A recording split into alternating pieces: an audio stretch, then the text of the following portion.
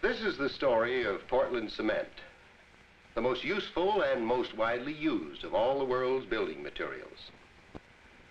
Oddly enough, unless you watch a construction job closely or are a do-it-yourself builder around the house, you rarely see Portland cement by itself. But concrete, of which cement is the essential ingredient, has so many different and important uses in such a variety of shapes and sizes that this fine powdery material is part of your life and is working for you every day. For example, you may live in an attractive house built of concrete block, or a tall apartment building. When you travel from one place to another, you ride over miles of concrete highways, under dozens of concrete overpasses, and sometimes over high bridges spanning gorges between mountains. At night, you stay either at a multi-story hotel or in one of the hundreds of motels along the route, either of which may be built of concrete. Wherever you look, you see fire-safe concrete protecting children in schools, patients in great hospitals, and worshipers in chapels, churches, and synagogues. Concrete houses industry, banks and offices, stores and shopping centers. Underneath our cities, thousands of miles of concrete pipeline carry domestic and industrial wastes. Dangerous racing rivers are harnessed by locks and dams, converting them into deep waterways for ocean-going ships. Huge concrete tetrapods, weighing up to 31 tons each, locked together to protect eroding shorelines from waves of great height and violence. Great dams protect thousands of square miles from floods. The stored water is used in making electricity for home and industry, or provides a steady source of precious water for irrigation.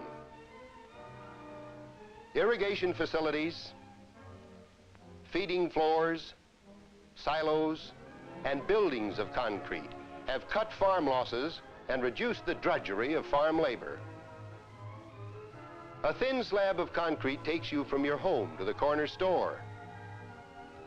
The biggest jets take off or land on long, heavy-duty concrete runways.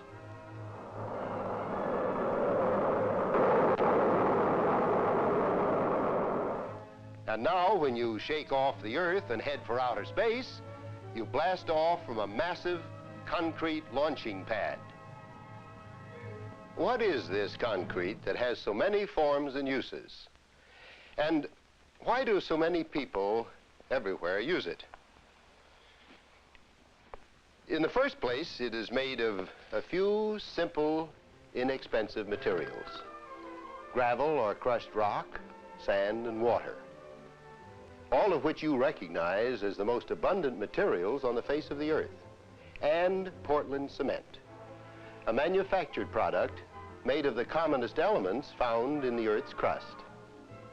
When these materials are properly proportioned and mixed, they form an easily workable mass, which can be molded into any shape or form useful in construction.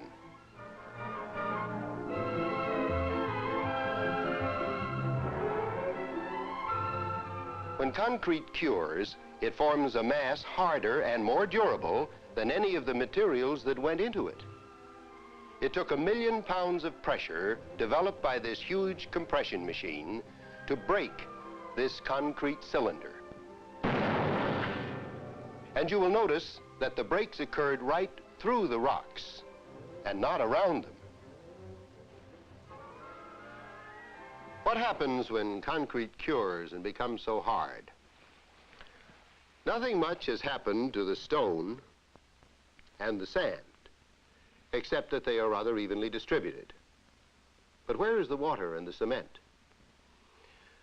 Some of the water is evaporated, but lots of it has combined with the cement to form a new substance called cement water paste, which entirely surrounds every stone and every grain of sand and binds them together. So Portland cement is the essential ingredient of concrete. It is the only difference between water-packed dry soil and solid concrete.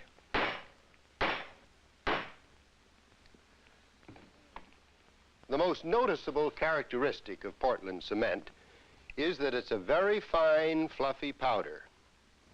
It may be various shades of gray, and for special uses such as making paints and color products, it may be pure white. But the notable characteristic is still its fineness. I can truthfully say that cement is finer than the most expensive face powder, and that several thousand particles of cement would not be overcrowded on the head of a pin. But the fact is, no one ever saw a particle of cement until the electron microscope came along to make it possible to magnify microns up to visibility. For a particle of Portland cement is measured in microns, 1/25,000th of an inch. And this spoon contains millions of them. This fineness is important because in concrete, the cement water paste must entirely surround every stone and every grain of sand in order to bind together the mass of granular materials. And obtaining this fineness is one of the major processes in making Portland cement. The two principal elements combined in Portland cement are calcium and silica. These are obtained from raw materials: limestone, beds of marl, shale, clay, chalk, and old oyster beds, all of which must be extracted from thick deposits in mountains, hills, ledges, underground mines, or from the bottom of the ocean. It takes 3,200 pounds of these raw materials to make a single ton of cement. So the manufacture of Portland cement is literally a job of reducing mountains to micron-sized particles. Making Portland cement is a precise chemical process which follows 4 basic steps: gathering the raw materials, crushing and grinding them to powder, burning them, and then grinding the burned materials to a superfine powder. This process is employed the world over, for Portland cement is not a brand name, but a type of cement. It was given that name by its inventor, Joseph Aspdin, in 1824, because he thought that the concrete made from his new cement resembled a natural building stone quarried on the Isle of Portland off the coast of England. Most cement plants are located near their supply of raw materials, which may be open-face quarries, deep mines,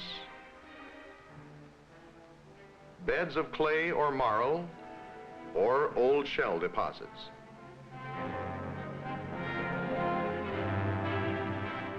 Some mills purchase rock from more distant quarries or shell from commercial dredgers. These are brought to the plant by rail and by barge. Most frequent sources of raw materials are open-face quarries, thick deposits of limestone and shale that have lain in the earth for millions of years. These materials must be loosened from their ledges by boring vertical shafts from the top and charging them with explosive.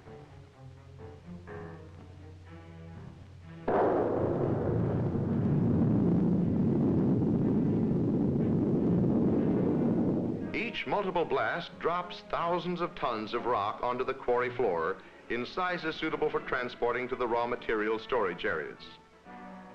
Large heavy-duty trucks loaded by great shovels are commonly used to move loose rock to the plant.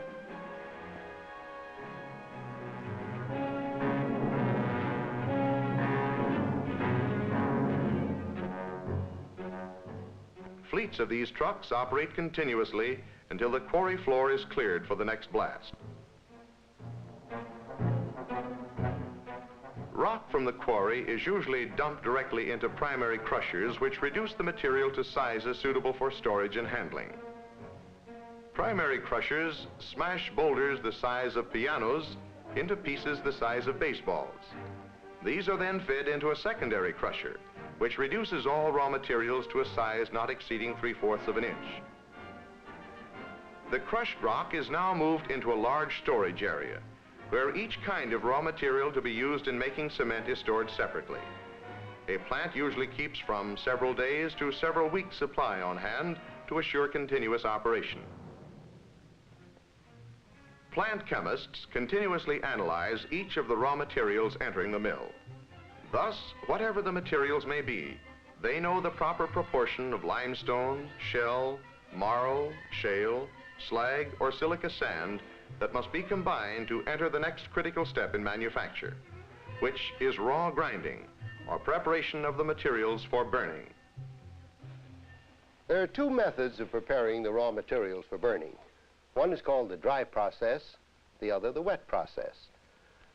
Some cement mills use one process, some the other, but the purpose of both is the same: to grind the materials to a fine powder and to blend the various kinds of materials to be used so that they're thoroughly mixed. A properly proportioned mixture is essential to effect the desired chemical changes in the kiln. In the dry process, raw materials are taken from storage, loaded into hoppers in previously determined proportions, and charged into a rotating ball mill. In this mill, hundreds of steel balls carried up the side of the cylinder fall back into the constantly turning raw materials. This action accomplishes preliminary grinding. The material then passes into other rotating mills called tube mills, where thousands of smaller steel balls grind the material to the fineness required for the burning process. In many plants, ball and tube mills are combined in so-called compartment mills. The fine ground raw materials from which samples have been taken for testing are now pumped or carried by conveyors to a battery of huge storage silos. Here, supplies sufficient for several days of mill operation are always kept on hand.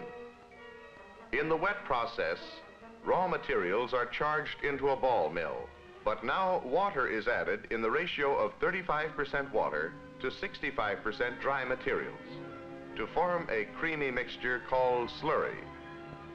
The slurry passes through tube or compartment mills for fine grinding and is then pumped into a series of mixing tanks.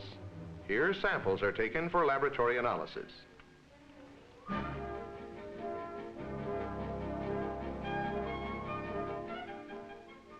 Agitators thoroughly mix the slurry, aided by air blown in from the bottom of the tank. Now, predetermined amounts of slurry from various mixing tanks are pumped into blending tanks. The color-coded pipelines indicate the number of different slurry mixes that may need to be combined to produce the desired chemical combination. The blended slurry is then pumped into large storage tanks to await burning, the third and most spectacular process in making cement. From this point on, the wet and dry processes are identical. The dry powder, or the slurry, has been carefully analyzed in the plant laboratory, and the materials are ready to be fed into the kiln. Made of steel and lined with fire brick to withstand the intense heat, the rotary kiln is the largest piece of moving machinery used in any industry. Some kilns are over 500 feet long, longer than a 40-story building is high. The kiln slopes downward from the feed intake toward the end where the hot product is discharged, dropping about ½ an inch for every foot of its length. It rotates about once a minute, thus exposing all of the raw materials evenly to flames that reach temperatures of 2,700 degrees. Every few minutes, enough coal, oil, or natural gas is consumed in each kiln to heat an average home for several days. Operation of the kiln is carefully controlled through every minute of its 24-hour-per-day operation. A panel of 20 or more instruments indicate temperature at various areas in the kiln, speed of kiln rotation, rate of fuel consumption, draft, production rate, and other vital information. The operator may also visually check the progress of materials through the kiln by means of a specially constructed port near the hot end. During heating, the materials pass through a spectacular range of color changes from glowing violet to red to white-hot incandescence. Here is where the chemical transformation of raw materials into new, useful compounds takes place. During the 4 hours required to pass through the kiln, the calcium silicates, aluminates, and other compounds are formed that give Portland cement its binding ability and strength. When the heated material emerges from the end of the kiln, it appears in the form of red-hot, marble-sized, glass-hard balls called clinker.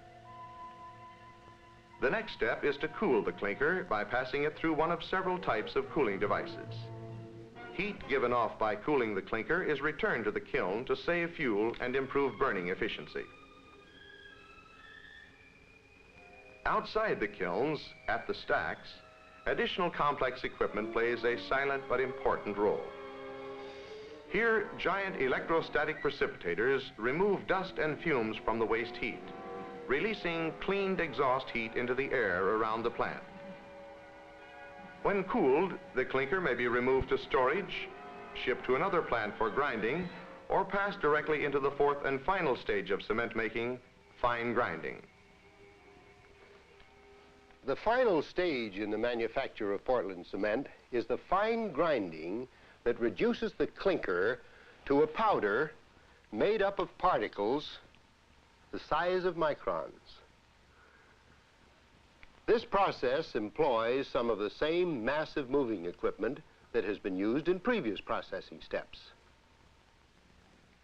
Before final grinding, a small quantity of gypsum is added to the clinker. This aids in regulating the setting time when the cement is used in making concrete. Now the clinker is charged into rotating ball and tube mills, where thousands of steel balls grind the material to the superfine powder that is Portland cement. In some mills, the ground material is passed through separators, in which air is used to carry away the fine material, returning coarser particles for additional grinding. The cement is now so fine that it will pass easily through a sieve with 40,000 openings per square inch. Throughout the final process, the freshly ground cement is tested every 60 minutes to assure a product that will make concrete of uniform strength and durability when mixed according to applicable specifications. From the grinding mills, the cement is pumped into batteries of tall silos where it is stored awaiting shipment. At the base of each silo is a track on which a mobile cement pump can be moved from silo to silo, giving the manufacturer easy access to all the cement in storage. This pump sends the cement to the packing and loading area, where it is prepared for shipment by various means of transportation. Much cement is put into bags for shipping. This is done by semi-automatic machines which fill and seal a 94-pound bag of cement in 3 seconds. Each bag of cement is 1 cubic foot, a convenient measure later on when properly mixing cement, sand, gravel, and water to make concrete. The heavy paper bags have self-sealing valves which are closed by the weight of the cement as the bag drops away from the machine. Large quantities of cement are shipped by railroad, much of it in bulk in especially designed hopper-bottom cars. This car loader can fill a cement car in a few minutes. Any dust resulting is removed by a special device and returned to the storage silo. Increasing amounts of bulk cement are now being shipped directly to job sites by transport trucks. These are loaded at the storage silos by overhead equipment similar to that used in rail car loading. Where plants are located near waterways, large quantities of cement are transported by ship or barge. Every day, all over the United States and Canada, more than 175 mills and plants carry on these processes of blasting, crushing, burning, grinding, and shipping Portland cement. Although these mills vary in size from one kiln to a dozen or more and use different raw materials, their methods are nearly identical. Therefore, the finished product, Portland cement, is of a consistently high quality no matter where it is made. This is because cement is made to meet rigid specifications, which are recognized and carefully followed by all manufacturers of Portland cement. More than 90% of these cement mills are members of the Portland Cement Association. Established in 1916 as an unincorporated non-profit organization, joined and voluntarily supported by its members. Its purpose is to improve both the quality of Portland cement and its use in concrete and other cement-using products. Among the many important activities of the association is the planning and directing of a cement plant safety program that has, over the years, made the cement industry the safest of all heavy industries. Scores of plants have outstanding long-time safety records, and every mill is proud of its continuing record of accident-free days. The Portland Cement Association operates the largest and most modern research and development laboratories devoted to cement and concrete. Its staff of trained research engineers and scientists carry on a never-ending program of basic and applied research within these specially built and equipped laboratories, and supervise such far-flung field projects as this long-time study of the effects of time and weather on the durability of thousands of different concrete specimens, a continuous study of the effects of salt water and tide action on concrete piles and piers, and this caravan, which carries a fully equipped laboratory to the job or the project to conduct field tests. The association's general office in Chicago is a clearinghouse for the latest technical information concerned with Portland cement and concrete. Here, a large staff provides engineering and educational services. Highly trained engineers, writers and artists, and photographers translate technical information into bulletins, manuals, publications, and films for public use.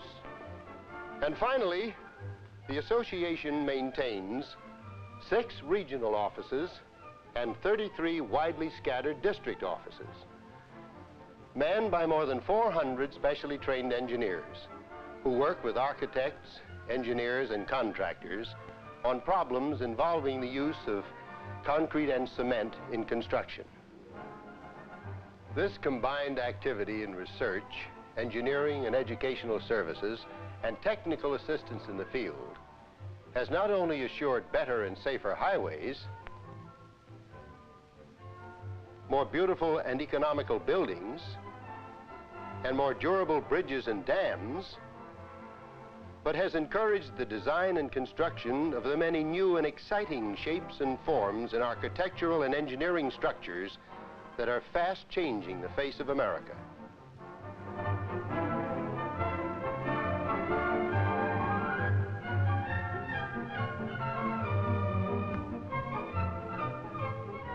All this has been made possible by the process that tears down mountains